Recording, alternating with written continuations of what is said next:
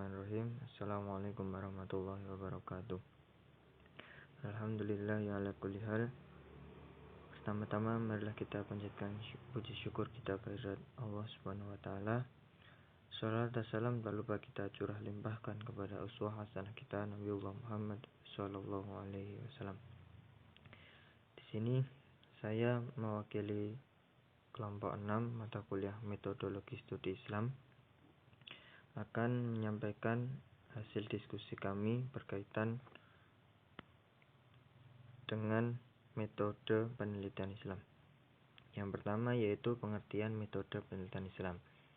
Metode merupakan cara atau langkah-langkah yang digunakan dalam mengkaji gejala-gejala yang terjadi pada alam atau manusia.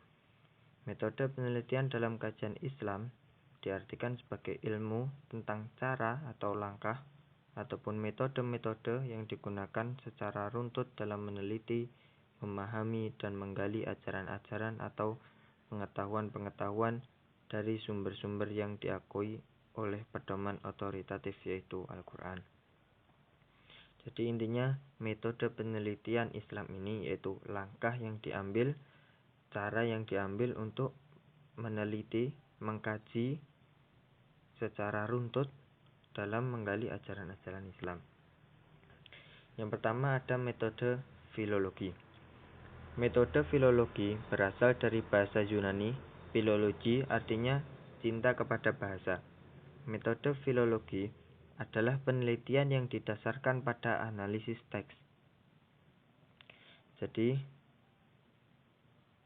filologi di sini metode yang didasarkan pada analisis sebuah teks yang bertujuan untuk mendalami dan mempelajari naskah atau teks selama untuk dimengerti dan dikaji kandungannya pada teks tersebut. Dalam kajian Islam, metode filologi tidak melakukan penelitian secara langsung terhadap objek penelitian, misalnya kebiasaan dalam kehidupan masyarakat, tetapi penelitian melalui prisma teks.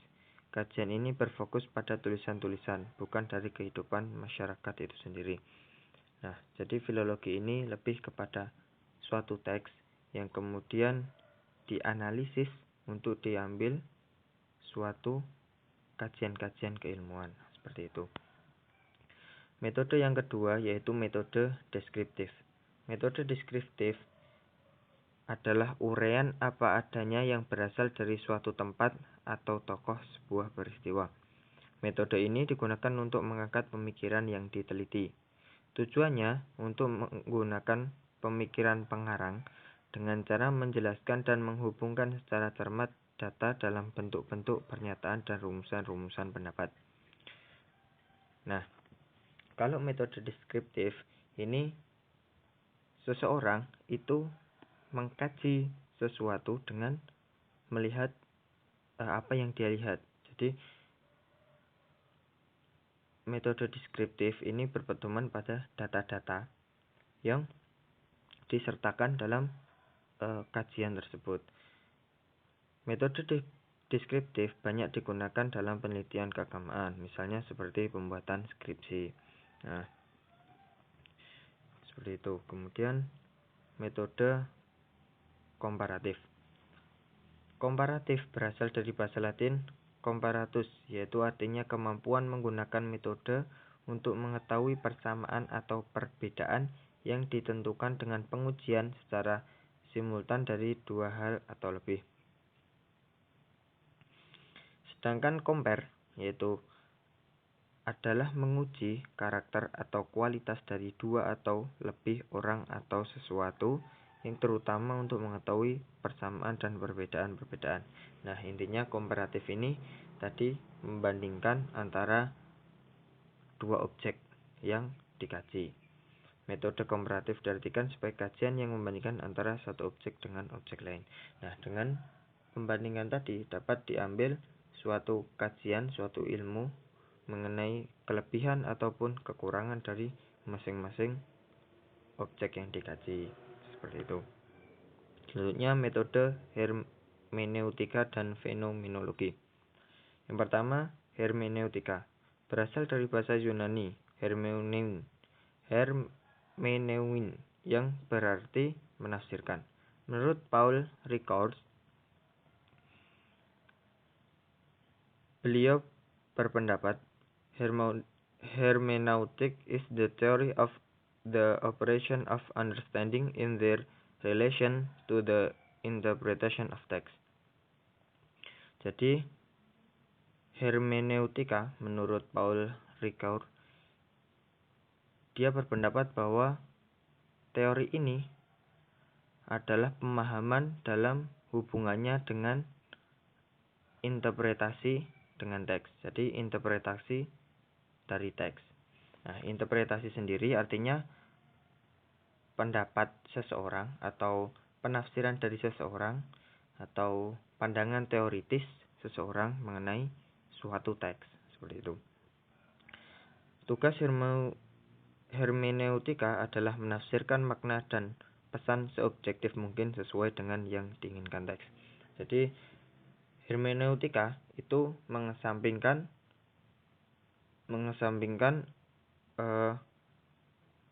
pesan subjektif dari seorang peneliti atau pengkaji dan lebih mementingkan dengan menganalisis, dengan memahami teks-teks, maksud dari teks-teks yang dikaji.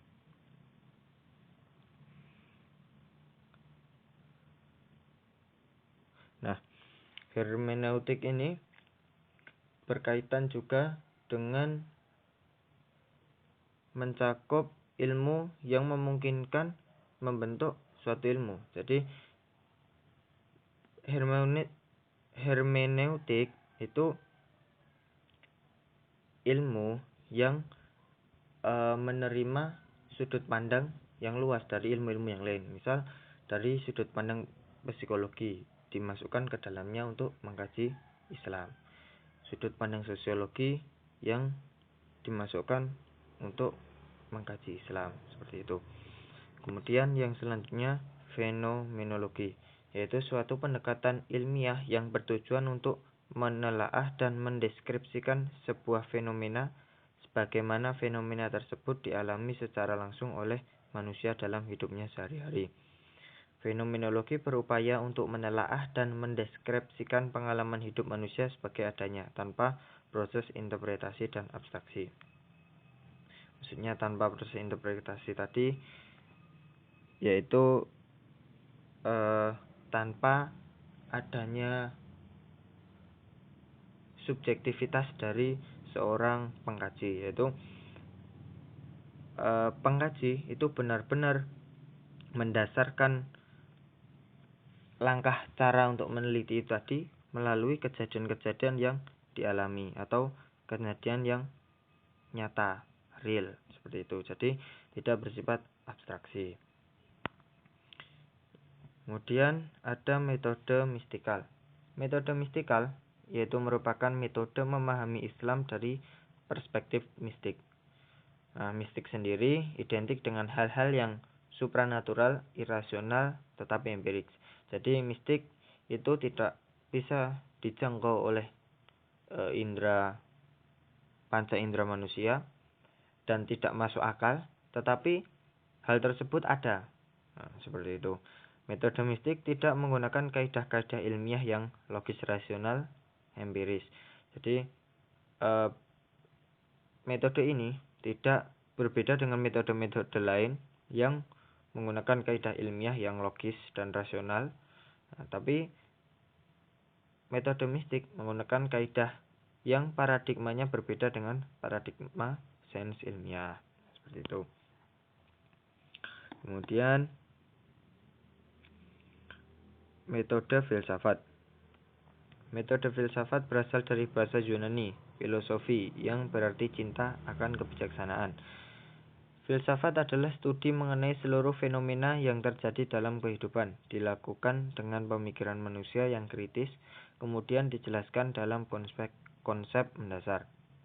Objek dari filsafat sendiri ada dua, yaitu objek material dan objek formal.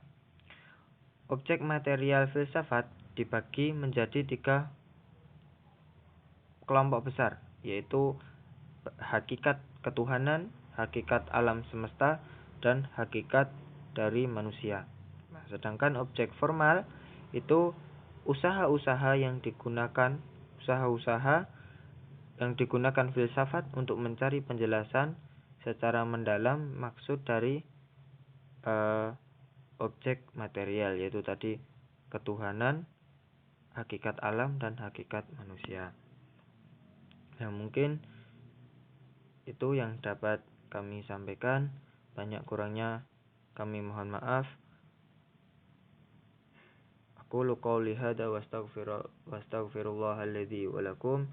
Wassalamualaikum warahmatullahi wabarakatuh.